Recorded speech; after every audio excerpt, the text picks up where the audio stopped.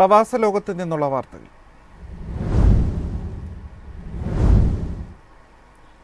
Canada, Mexico എന്നീ രാജ്യങ്ങൾക്ക് ഏർപ്പെടുത്തിയ ഉയർന്ന തീരുവകൾ നടപ്പിലാക്കുന്നത് നീട്ടിവെച്ച് ഡൊണാൾഡ് ട്രംപ്.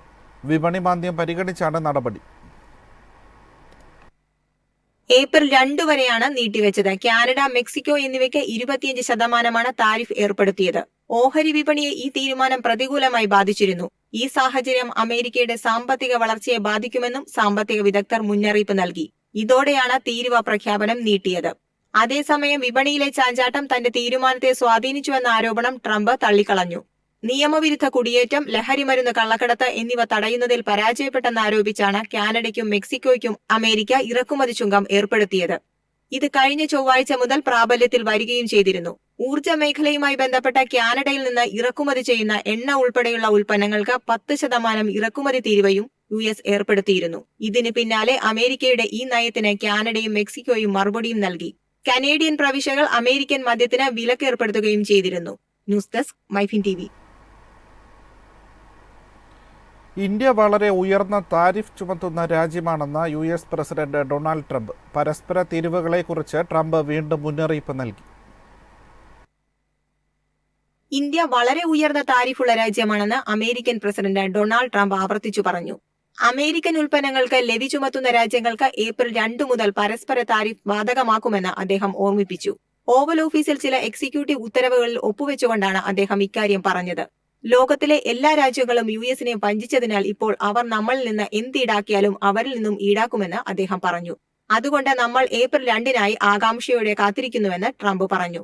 അധികാരമേറ്റതിനു ശേഷം ഇന്ത്യയുടെ താരിഫുകളെക്കുറിച്ച് ട്രംപ് പരാമർശിക്കുന്നത് ഇത് 2ാം തവണയാണ്. ഇന്ത്യ US-ൽ നിന്ന് 100% കൂടുതൽ വാഹന താരിഫ് ഈടാക്കുന്നതായും ട്രംപ് പരാമർശിച്ചു. മുൻകാലങ്ങളിൽ ട്രംപ് ഇന്ത്യയെ താരിഫ് രാജാവെന്നും വലിയ ദുരുപയോഗം ചെയ്യുന്നയാളെന്നും വിളിച്ചിട്ടുണ്ട്.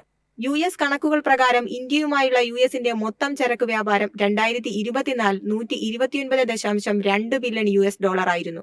2024 ഇന്ത്യയിലേക്കുള്ള US ചരക്ക് കയറ്റുമതി $41.8 ബില്യൺ ആയിരുന്നു. 2023 അപേക്ഷിച്ച് 3.4% വർധന. ഇന്ത്യയിൽ നിന്നുള്ള US ചരക്ക് ഇറക്കുമതി 2024 ആകെ $87.4 ബില്യൺ ആയിരുന്നു. 2023 അപേക്ഷിച്ച് 4.5% വർധന. News desk Myfin TV. മക്കയിലും മദീനയിലും സന്ദർശകർക്ക് സഹായവുമായി AI റോബോട്ട്. ഒന്നിലധികം ഭാഷകളിൽ റോബോട്ടിന്റെ സേവനം ലഭ്യമാകും. ഉയർന്ന നിലവാരമുള്ള മതപരമായ സേവനങ്ങൾ നൽകുന്നതിന്റെ ഭാഗമായാണ് മനറ റോബോട്ട് പുറത്തിറക്കിയത്. സമഗ്രവും നിയന്ത്രിതവുമായ ഡാറ്റാബേസിലൂടെ മതപരവും നിയമപരവുമായ അന്വേഷണങ്ങൾക്ക് ഉത്തരം നൽകുന്നതിന് AI നൽകുന്ന ഒരു സ്മാർട്ട് റഫറൻസ് എന്ന നിലയിലാണ് റോബോട്ട് അവതരിപ്പിച്ചത്. സന്ദർശകർക്ക് വേണ്ട ഭാഷയിൽ റോബോട്ടിന്റെ സേവനം ലഭിക്കും. പുണ്യമാസമായ റംസാൻ സമയത്ത് വിവരങ്ങൾ എളുപ്പത്തിൽ ആക്സസ് ചെയ്യുന്നതിലൂടെ സേവനങ്ങൾ കാര്യക്ഷമമാക്കുന്നതിനും ദശലക്ഷക്കണക്കിന് ആരാധകരുടെ അനുഭവം മെച്ചപ്പെടുത്തുന്നതിനും ലക്ഷ്യമിടുന്നു. 2 വിശുദ്ധ പള്ളികളിലെ ഇസ്ലാമിക വാസ്തുവിദ്യയുടെ ആത്മാവിനെ പ്രതിഫലിപ്പിക്കുന്ന ഇസ്ലാമിക രൂപങ്ങളിൽ നിന്ന് പ്രചോദനം ഉൾക്കൊണ്ടാണ് റോബോട്ടിന്റെ രൂപകൽപ്പന. News desk Myfin TV.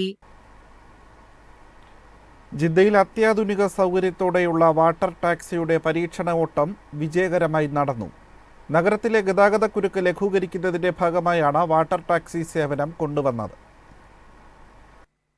Transport and logistics ഉപമന്ത്രി doctor റുമയ്യ അൽ റുമയ്യയുടെ സാന്നിധ്യത്തിൽ ജിദ്ദ മേയർ സലി അൽ തുർക്കിയാണ് വാട്ടർ ടാക്സി പദ്ധതി ഉദ്ഘാടനം ചെയ്തത്. ആദ്യഘട്ടത്തിൽ ജിദ്ദ യാച്ച് ക്ലബ്, അൽബരാദ് ഏരിയ, ഉബുർ എന്നീ 3 പ്രധാന സ്ഥലങ്ങളെ ബന്ധിപ്പിച്ചാണ് വാട്ടർ ടാക്സി പ്രവർത്തിക്കുന്നത്. ജിദ്ദയിലെ മറ്റിടങ്ങളിലേക്കും വാട്ടർ ടാക്സി പദ്ധതി വികസിപ്പിക്കുമെന്ന് അധികൃതർ പറഞ്ഞു. ആദ്യഘട്ടത്തിൽ 2 ബോട്ടുകളായിരിക്കും സർവീസ് നടത്തുന്നത്. ഒന്നിൽ 94 യാത്രക്കാർക്കും മറ്റൊരു ബോട്ടിൽ 55 യാത്രക്കാർക്കും സഞ്ചരിക്കാൻ സാധിക്കും. കൂടാതെ ഭിന്നശേഷിക്കാർക്ക് യാത്ര ചെയ്യാനുള്ള സൗകര്യവും ഒരുക്കിയിട്ടുണ്ട്. റമദാൻ മാസത്തിൽ ദിവസേന വൈകിട്ട് 3:30 മുതൽ 1:30 വരെയായിരിക്കും വാട്ടർ ടാക്സികൾ സർവീസ് നടത്തുന്നത്. 25 മുതൽ 50 റിയാൽ വരെയായിരിക്കും ഫീസ് ഈടാക്കുക. കുട്ടികൾക്ക് യാത്ര സൗജന്യമായിരിക്കും. News desk Myfin TV.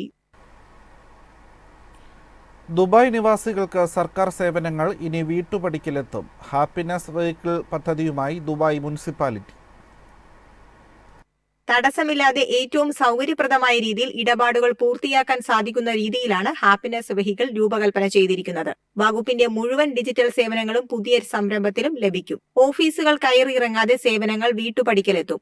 മുതിർന്ന പൗരന്മാർക്ക് ഇത് വലിയ സഹായകമാകും. മുൻകൂറായി ഹാപ്പിനെസ് വെഹിക്കിൾ സേവനം നിവാസികൾക്ക് ബുക്ക് ചെയ്യാം. എല്ലാ ദിവസവും രാവിലെ 9 മണി മുതൽ ഉച്ചയ്ക്ക് 2:30 വരെ സേവനം ലഭിക്കും. News desk Myfin TV. Ramadan ആരംഭിച്ചതോടെ UAE-യിൽ ആഘോഷങ്ങൾക്ക് തുടക്കമായി. റമദാൻ പ്രത്യേക സൂക്കുകളും മാർക്കറ്റുകളും സജീവമായി. നിരത്തുകളെല്ലാം വിളക്കുകളാൽ അലങ്കരിച്ചിട്ടുണ്ട്. ഷോപ്പിങ്ങിനും മറ്റുമായി തെരുവുകളിൽ എത്തുന്നത് ദിവസവും നിരവധി പേരാണ്. UAE-യുടെ എല്ലാ മേഖലകളിലും റംദാനെ വരവേൽക്കാനുള്ള ഒരുക്കങ്ങൾ ആഴ്ചകൾക്ക് മുൻപേ തന്നെ ആരംഭിച്ചിരുന്നു. അബുദാബി, ദുബായ്, ഷാർജ, അജ്മാൻ തുടങ്ങി എല്ലാ നഗരങ്ങളിലും റംദാൻ ആഘോഷം പൊടിപൊടിക്കുകയാണ്. 5000-ഓളം വരുന്ന ലൈറ്റ് ബോർഡുകളാണ് അബുദാബിയിൽ ഒരുക്കിയിരിക്കുന്നത്.